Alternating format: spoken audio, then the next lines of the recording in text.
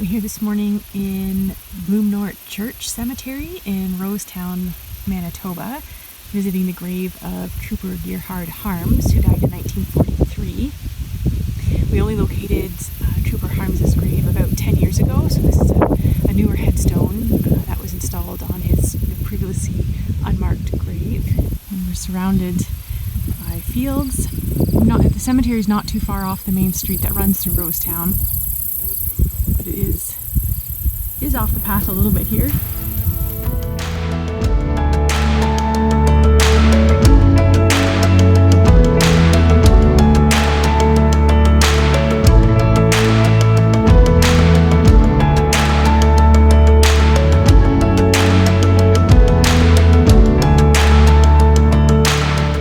Hi, it's Catherine with the Canadian Agency. I'm in Winnipeg's Brookside Cemetery in Manitoba, Canada.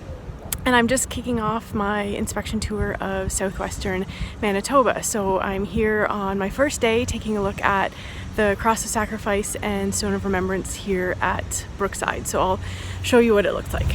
So Brookside is a large city cemetery with a number of military plots throughout.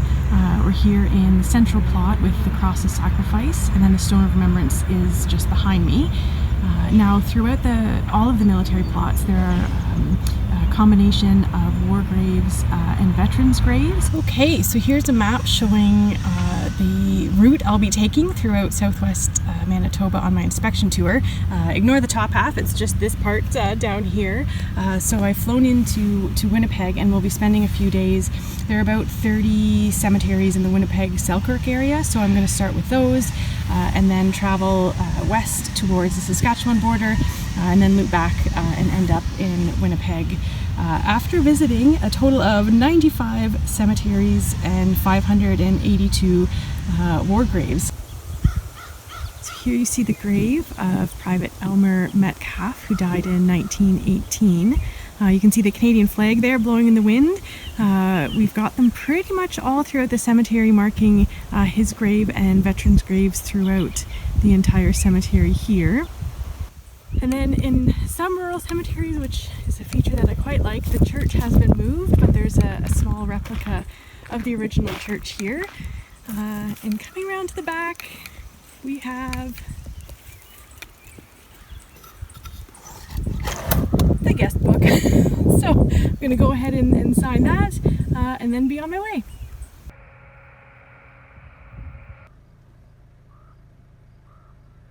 So I've just pulled over at the side of the road heading to my next stop at the Hughes Cemetery, where there are 6 commissioned war graves, as you can see on the sign here. So Hughes was a training camp during the First World War where over 38,000 soldiers of the Canadian Expeditionary Force trained.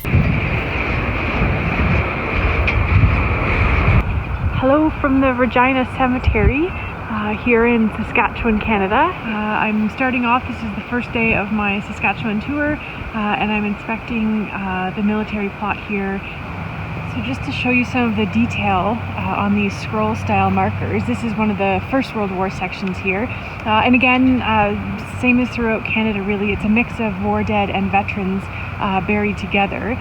But you can see the size, there's really interesting scroll details on the headstones here. So what happened was really when Canada started working, or the Commission started working in Canada rather, in 1921, this field of honor was already well established, well in use with this type of headstone. So the Commission adopted it as their headstone throughout the cemetery as well. I just pulled over for a minute just to consult my map. Now, I'm always traveling with my phone and my GPS, but every now and then hit a patch where there's no cell service, no satellite coverage, so travel with really handy hand-drawn maps from previous inspectors. And I would just like to point out the accuracy and the detail. So we've just come up from the cemetery here and we're making our way up to the next one, and I would just like to point out the previous inspector noted some lovely cattle in field, and I know I'm headed the right way because there you've got cattle in the field. So it's a bit overgrown, but you can still pretty well see the commission headstone there. So make my way in.